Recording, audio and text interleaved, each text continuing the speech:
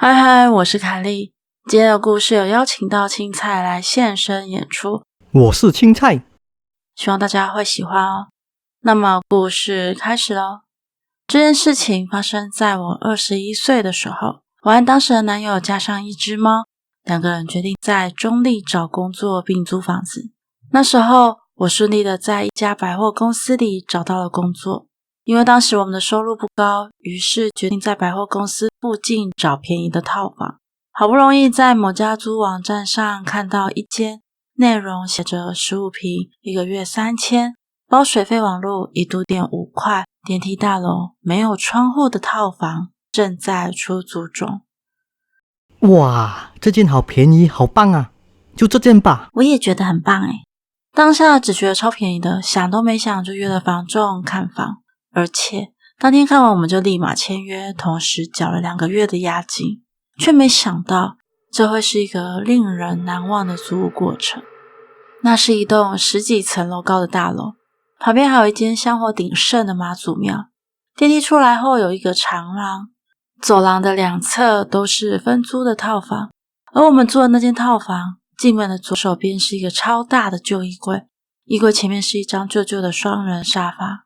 大门的右侧呢，是紧挨着外面走廊的墙壁，墙壁上挂着电视，电视下方有一张高脚折叠桌，桌角是金属材质的，沙发旁边有一个酒红色的绒布落地窗帘，是用来区分客厅和卧室。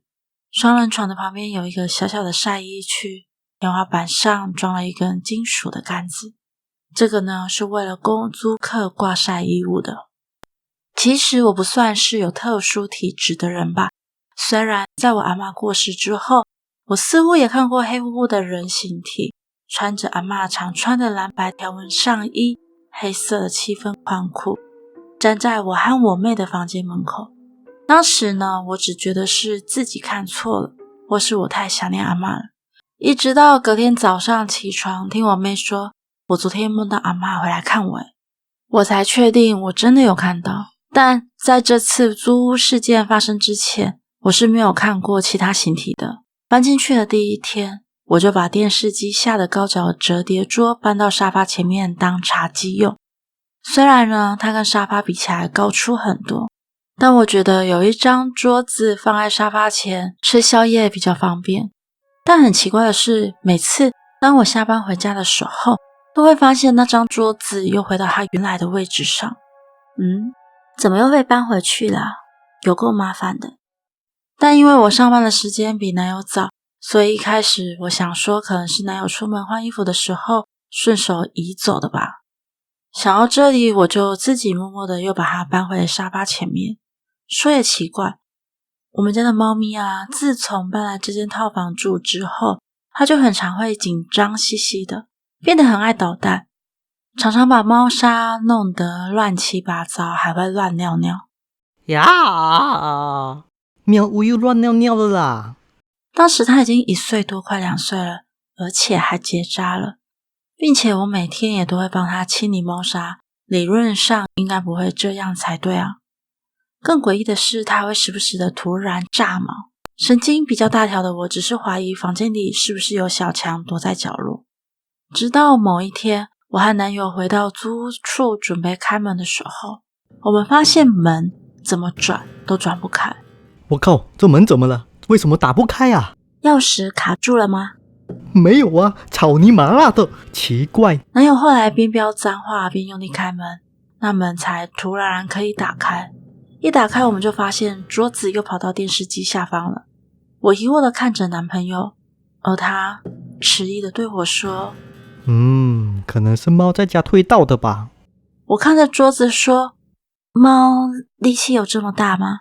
就算真的是猫去推到的好了，但你看，桌子会靠墙靠得这么齐吗？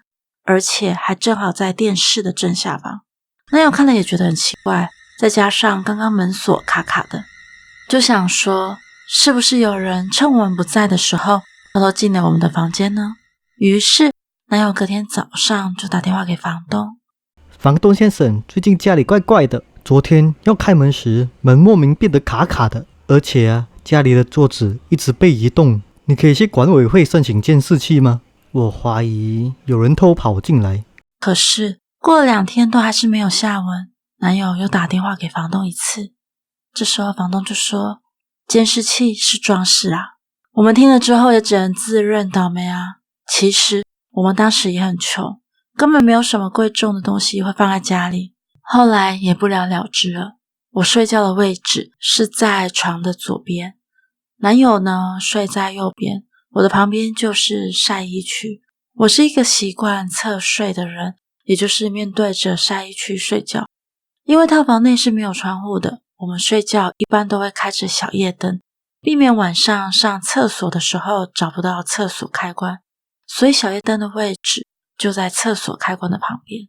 那一天我休假在家搞卫生，因为有洗衣服，所以晒衣区上挂满了刚洗好的衣物。当天晚上我在睡梦中隐约有个感觉，好像有人要把我的小夜灯关了。于是我猛地睁开眼睛，就在我睁开眼睛的那一刹那，原本亮着的小夜灯突然啪的一声被关掉了。我心想，是突然停电吗？